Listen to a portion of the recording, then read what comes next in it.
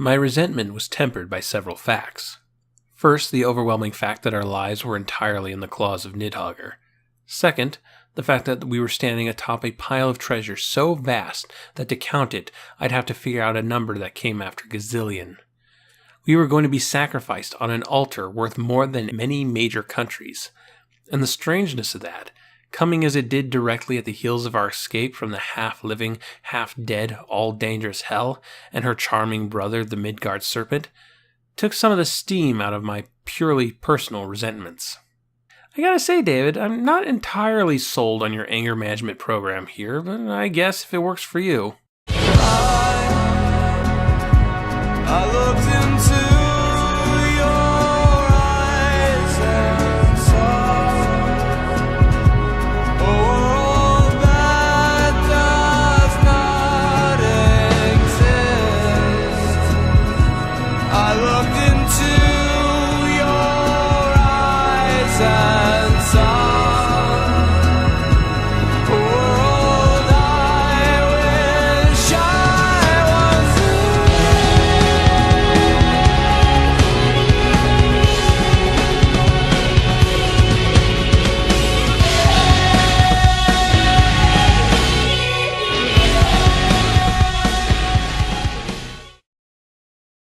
We've reached Book 5, starting our second rotation of narrators. The first time around was introducing us to all these characters and getting knee-deep into their personal problems and flaws. While that was important setup for where the characters are going to go as the series progresses, it's also front-loaded the series with a lot of unresolved negativity that, if my comments section is anything to go by, turned off a good chunk of potential readers. This is the point where the series had to show, yes, these characters were going to change, were going to grow and improve. Also, it would be a damn good time to inject a bit of levity into the proceedings, especially after the ceaseless nightmare of sexual violence that was the last book. So we've looped back around to David, a young man highly insecure about his own masculinity and his position in the group as the in-name-only leader. In fact, the very first line of this book is David complaining about the group taking Galahad's sword from him while Sena is part of their group. Sure, Sena has a history of enchanting David and controlling his mind and having him hold on to the team's most vital weapon during those circumstances might seem like a bad idea, but what about David's sense of self-importance? Did you ever think of that? Of course, it's a bit of a moot point. Right now, our 5 main characters stand at the mercy of the massive dragon Nidhogger, who demands they go out and retrieve 4 treasures stolen from him. A stone, a spear, a sword, and a cauldron. Leprechauns stole them, took them away to fairyland, and our protagonists are going to get them back. Of course, it'll take more than just their word to make sure they do it. Suddenly, from the ground before us, up from the mass of gold, rose 4 figures. Like trolls, thick-limbed, thick-armed, but smaller.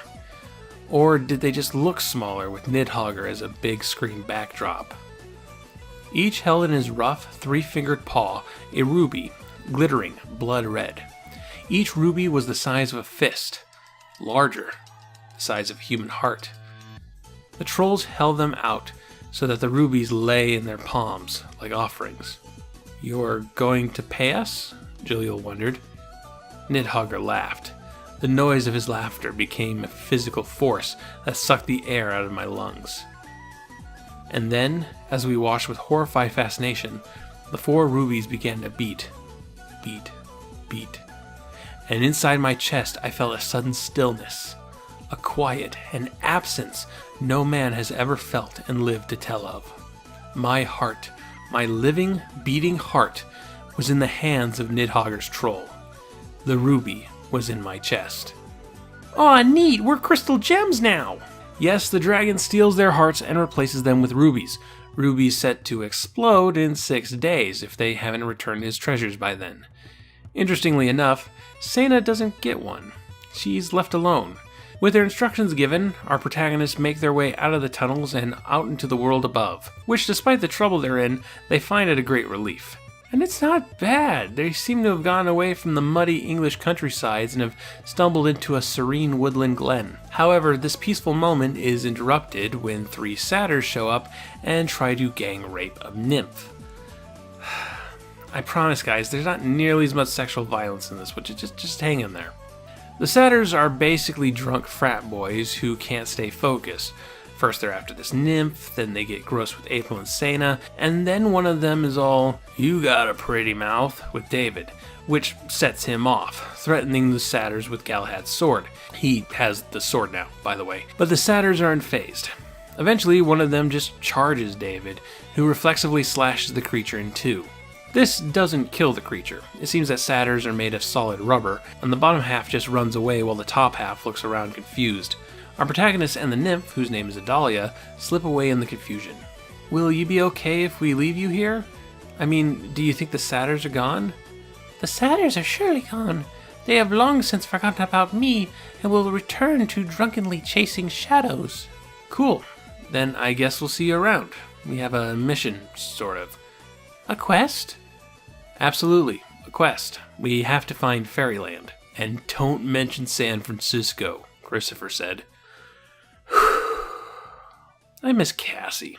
So Dahlia knows the way to Fairyland, and yes, that is its proper name. I don't know what was stopping them from using an actual mythological place. I suppose Tir Nanog was out because Saban was using it, but, come up with something even. Fairyland sounds like a strip mall establishment that caters to little girl birthday parties. Adalia leads them through the forest, but they've got to get some sleep. They maybe got 2 hours before Hell started doing her thing. David takes first watch, but to his embarrassment, he falls asleep on duty. This proves to be a major blow to his already crumbling self-esteem, especially when Jalil finds out, but doesn't rat him out to the others. He feels that he's indebted to Jalil, that Jalil will cash in later. More likely, Jalil just wants to avoid any unneeded bickering and conflict among the group, but David cannot convince himself of a scenario where his integrity isn't being challenged. David is about as secure as a seatbelt made of peat moss. Jalil gets a lot of attention from Adalia, seems she's got a crush on him, but he also spends a lot of time doing research in the real world, and comes to the conclusion that that affection isn't quite genuine. "Explain this to David like you did to me," Jalil said. "How many mortals have there been?" Adalia laughed her babbling brook laugh. "I don't count them all. Who could count them all? There would be so many. I would be spending all my time with my head crammed full of numbers." "Makes you feel special, huh, Jalil?" I said. He laughed. "It's what they do, man. I looked up nymphs after work, before I woke up. Nymphs. They come in all different types. Dryads, hamadryads, naiads, nereids, oreids. They're a type of minor god. Beautiful young women attached to various big league gods, or else located in the woods, the ocean, so on. About all they do is fall in love with humans. Fall in love being the discreet term they use. That and getting chased by satyrs." "That's it?" Jalil shook his head in disgust. "They're not evolved, see? They're created, invented, built by the gods, who I guess never really asked themselves what the nymphs were supposed to do beyond looking pretty and acting easy. They didn't evolve to fit into some ecosystem. They're basically interior decoration, like paintings the gods might hang around Olympus to make the place look good. The tagline for Everworld should probably be, "We'll make everything uncomfortable, even the mere act of existing." Yeah, Animorphs played around with the ideas of identity, free will, slavery. Everworld goes, "Hey, in a world created by actual gods, does your life have any value beyond that of being a cheap bauble?" And this brings up really unpleasant discussions of consent that I'll leave for other people to argue over. Anyway, Adalia leads them to a road heading to Fairyland, but cannot leave the forest due to her nature.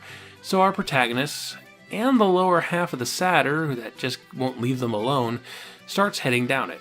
It's a pretty busy road, a lot of merchant carts coming and going, and eventually leads them to a beautiful field of flowers. It's like something out of a picture book. It's too perfect. They reach a gate with a sharply dressed fairy watching over it. Leprechaun-type fairies, not Tinkerbell-type fairies. Our protagonists tell them that they're traveling minstrels, which at this point is basically true, but the gatekeeper doesn't believe them and gets very cross. If they want in, they're gonna have to pay. They don't have anything to pay with, except that half a satyr, which the gatekeeper finds rather pleasing. Today on Oh Joy Sex Toy! So they give the guy the satyr butt and make their way in. There are two main locations in Fairyland, the city and the market. Our protagonists head to the latter in hopes of finding some food and a lead to the dragon's treasures. On their way through this Technicolor wonderland that puts Disneyland to shame, Sena reflects on how it reminds her of the Wizard of Oz, which April scoffs at, causing Sena to break down, appearing traumatized from her time spent at Hell's Mercy. She appears genuine, but not everyone buys it. "Nicely done, Sena," Jaleel said. I didn't believe my ears. I looked at him. Yes, he was unmoved. He was slowly shaking his head in, what, ironic admiration? "Well done all the way, Sena," Jaleel said. "Perfect timing, just when no one is expecting it. Perfect opening. You set us up with happy girlhood memories of going off to see the wizard, and then wham, down comes the hammer. Or should I say, in goes the wedge." Sena shook her head, too tired, too emotional to answer, to defend herself. "Leave her alone, Jaleel. You don't know what you're talking about," I said. "You peeled off April as the poor old stick in the mud who doesn't understand how cool it was to be in this Technicolor world.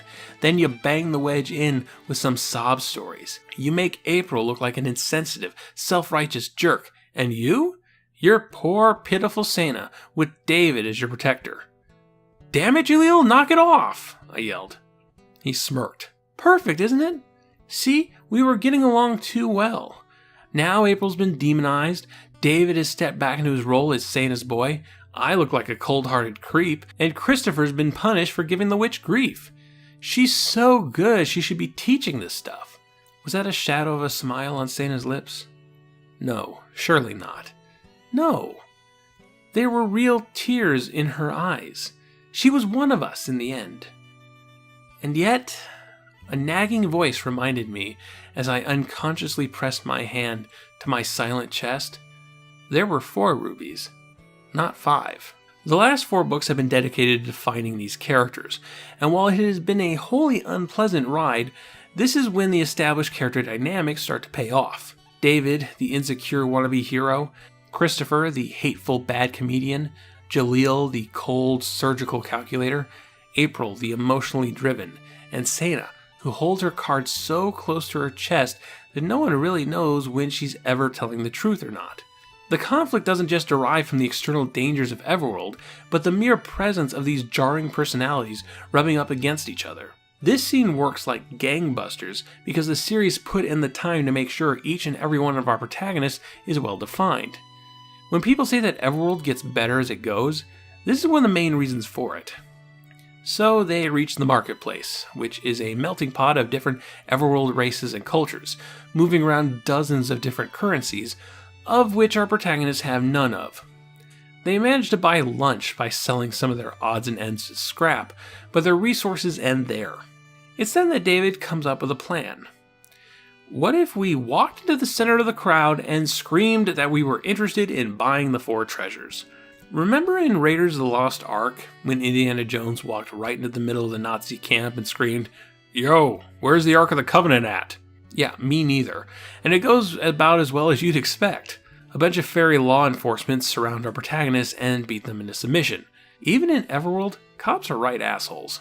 David comes to in the throne room of the fairy king and queen. He and the rest of his party forced into chairs and watched by archers, ready to strike if they make any sudden moves. Even more alarming is that there's a Hetwan in the room, his insect form making a strong contrast to the fairyland visuals. It's like if Rick Baker got to design one and only one character for Darby O'Gill and Little People. It turns out that the rulers of Fairyland were anticipating some kind of response from Nidhogger. In fact, they were counting on it. They don't actually give a shit about these 4 treasures. They're fairly useless artifacts, but they knew taking these treasures would force the dragon to act. Nidhogger is a very powerful beast, something that even Ka Anor and the Hetwan wouldn't care to deal with as they dig out paths into the underworld. So the fairy people made a deal. They'll set up a trap to kill the dragon in exchange for the rest of Nidhogger's treasure. But Nidhogger is no dummy, so he sent our protagonists out to fetch the treasures for him. So everything's gone to shit. Our protagonists are at the mercy of the fairy people are going to get screwed by the Hetwan can't kill the dragon, and the dragon can't get his treasure back. Nobody wins. So Sena pulls a dick move and claims that April is the witch everyone's been looking for, Oh, hey, the fairy people can sell the witch to Ka-Anor for a profit. The head one in the room says he'll need to consult its master on this and leaves, while the fairies toss April into the dungeon for safekeeping. As for the rest of them, their chests are going to explode in a few days. We don't need to worry about them. Let them go. Despite this, David still can't bring himself to seeing Sena as a traitor, as a bad person. Sure, it might seem cruel, but Sena saved them from that situation, right? She bought them time, right? Our protagonists feel defeated. David has his sword, but nothing to swing it at. It's been Jalil mostly in control in this book, and it's Jalil who realizes what they can do. The rulers of Fairyland respond to money.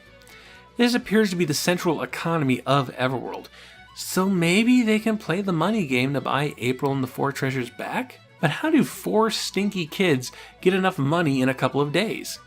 What do they have to sell that could possibly be worth all of that? How about technology? Our remaining protagonists return to the market and find a fairy businessman who looks like he might have the gold and clout to get them what they want. They settle on a well-to-do fairy named Ambrigger. Using the portable CD player they brought over from the real world as a demonstration, Jalil, Christopher, and David sell the fairy on the concept of the telegraph, the ability to send messages through wires quicker than any magical means of communication. With this, you'd be able to run businesses more efficiently, but where the real money is in charging others in using the service. The fairy's eyes go dollar signs, and the team basically has a blank check, assuming they can actually produce the technology. Jalil gets on with the technical stuff, leaving Christopher and David to go around collecting materials, wires and insulation and what have you. But David realizes something. When returning to the market, David noticed a couple of odd spires rising out from the city, and only now just realized what they were. Giant fuck-off arrows meant to kill Nidhogger. The city is defended, but the market, the central point of the fairy economy, isn't. David comes up with a second plan. The telegraph thing seems to be working, but 2 plans is still better than 1, and David is mostly dead weight at the moment anyway. He has to leave, but the problem is Sena. Who will look out for her? How can David convince her to come with him? Well, I'm not leaving, David. Neither are you. I need you. I need all of you. I see that now. Here you and Jalil can amass a fortune. I'll need that wealth to... What makes you think we'd help you? Maybe me. Maybe you think you have me whipped. But Jalil isn't going to do what you say. I think he will. And you know I will, huh? You know I'll do whatever you tell me. You love me, she said simply. I'm getting April out. Forget April. She's gone. Maybe you're right, I said. I hooked my right arm upward from my waist, fist clenched. I caught Sena under the point of her chin. Her head snapped back. For a moment she wavered, eyes crazy, rolling. Then her knees gave way. I caught her as she fell. Oh, snap! Now, I wouldn't exactly call sucker punching a girl the height of bravery, but it's the first real act of resistance David has made against Sena and her sorcery. David hides the unconscious Sena in an outgoing cart, bringing them out of Fairyland and back into the forest. When Sena comes to, she is pissed. Her plans have been ruined by her dopey, zit-written thrall, and this can't go unpunished. So, Sena strikes David with a vision. The vision we saw back in the first book, of the camp counselor molesting a young boy, and David being unable to do anything to stop it. Only this time, the scene is recontextualized. I could shout, "Leave him alone!" I could do that, couldn't I? Why couldn't I? Why couldn't I? Because you're weak, David, a voice whispered. Sena's voice. That's why he picked you. Because you're weak. He was weak. The kid was weak. That's why he couldn't even... The voice laughed. Are you that blind? Are you that deluded? Look at his face, David. No. See the crying little boy? See him cower? Do you see his face, David? Who is that, David? Who is that you see? Who is the sniveling little weakling? It was actually David who was molested. Okay, this next part is going to get a bit heavy, so be ready. I am not a mental health professional. My knowledge of traumatic experiences is rudimentary at best. I have no intention to be a backseat psychologist. I am interested in these topics and try to educate myself on them, but I do not feel that I can actually comment on the effects of sexual assault, molestation, and rape on any individual. People handle trauma in different ways, and in my position, I feel my job is to listen to what these people have to say and learn from them. So that's what I'm going to do here, because David's assault and trauma here are reflected in the real-life experiences of the book's author. Michael Grant was raped as a child. I say that with hesitation. It's a very serious and personal topic to bring up in the same video where I made a Steven Universe reference. But this is something Michael Grant shared willingly and publicly, and it's important context. I'm not going to read it here, but there is a link to a piece Grant wrote for Medium in 2015 in the description below if you'd like to read his account yourself. One thing the piece says is that it's too simple to say that his molestation was solely responsible for the hardships Grant later faced, so I think it's best to see David that way as well. This revelation is not some smoking gun to his troubling personality. It's not some aha moment, but it is damaging, and it had influence, and it's a weight that David still carries around with him.